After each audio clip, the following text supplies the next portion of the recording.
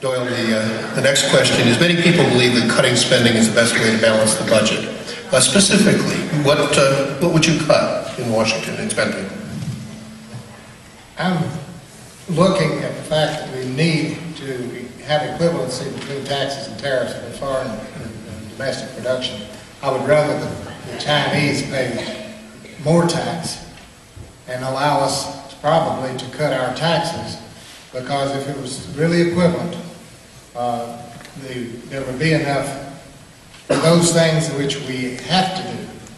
But I definitely would look for fraud in Medicare.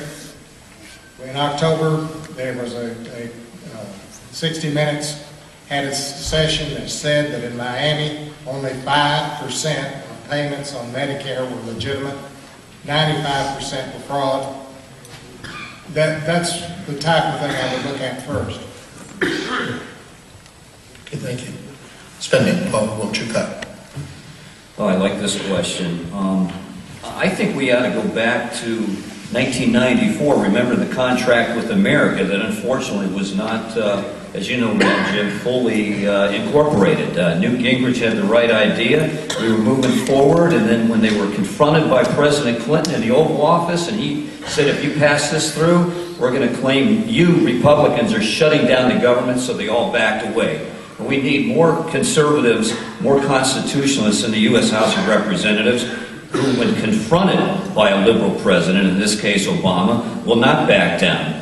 The original platform of the contract with America basically followed the U.S. Constitution, which said that there basically is no federal role for the government when it concerns things other than defense. And Jim, I agree with you there. I'm a Reagan defense hawk. Now, this isn't a foreign policy debate here. Can't wait to that debate, because I am a Reagan defense hawk. So I believe that defense does not get cut, but what we do is reform Social Security, and we shut down the EPA, completely shut it down, bring it down to the state level, and end the Department of Labor.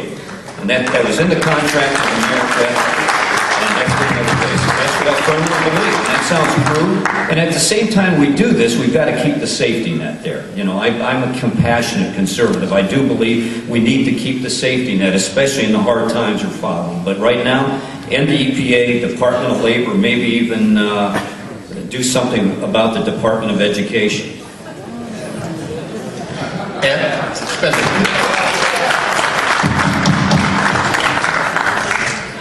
Well, I think Mr. Schiffer's a good man. He must be following the right directions. I'll tell you what, the truth of the matter is we've already covered Social Security, Medicare, and Medicaid. Those are major expenses that we've got to get under control. And quite honestly, I think although we can clean up the fraud and we can make adjustments, we're really going to have to look at the extent we offer those programs to the coming generation. Whether or not they're the same benefit or whether or not we change the parameters so that we can't afford them. I will tell you quite frankly, the fact is, in the current situation, when we cannot afford what we're already promising our American citizens, the last thing we need to be even taking a look at is a national health care system. Period. We do not need a national health care system, and more importantly, the Constitution doesn't allow our federal government to create such a program legally, in spite of what you might hear from leaders on both sides of the aisle. Healthcare, it's certainly not the role of the federal government to provide us with a new national health care system. It's the role of the state governments if they should choose to take it. In addition to that, I have to share with you, some of you probably seen the reports that have come out from the Heritage Foundation recently.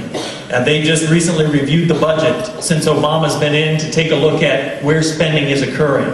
And I actually brought the list. Some of you probably received it in the mail. When we talk about cutting government spending, perhaps we should talk about the $92 billion worth of waste in corporate welfare, and then a variety of other things that we can talk about later. Jim, spending. You know, it's interesting. I guess I'll stay on point that how do you reduce expenses? As a businessman, you take a look at every expense. You freeze them first, as I had said earlier. And then you take a look at every individual expense and you determine which are necessary, which aren't necessary. I mean, we can talk about a number of programs, but I picked this up, $66,000. Do you really think each congressman should be spending this? Multiply that out. Then go down the list of all the other ones. We have $55 billion in annual program overpayments. We need to pull those back in. Again, as a business owner, and as you spend money, you never spend more than you bring in. What happens with the federal government is they never look at what they're bringing in. They just continue to spend. So when you send somebody to Washington that understands those principles, that you have to balance the budget, you can only spend what you bring in, you start to look at items. Every business that I operate has to operate within a certain expense level, and you have to be able to reduce your expenses to certain levels. So you can talk about healthcare, you can talk about earmarks. You know, $17 billion in earmarks. Now I said you shouldn't eliminate all of them, but you can eliminate them, drastically reduce that number. You know, eliminate redundant and unnecessary programs. There's a tremendous amount of programs our federal government has today that just need to be eliminated. But as a business person, you would get in and do that because you don't have the luxury of saying, turn on the printing machines, we need more money. Thank you.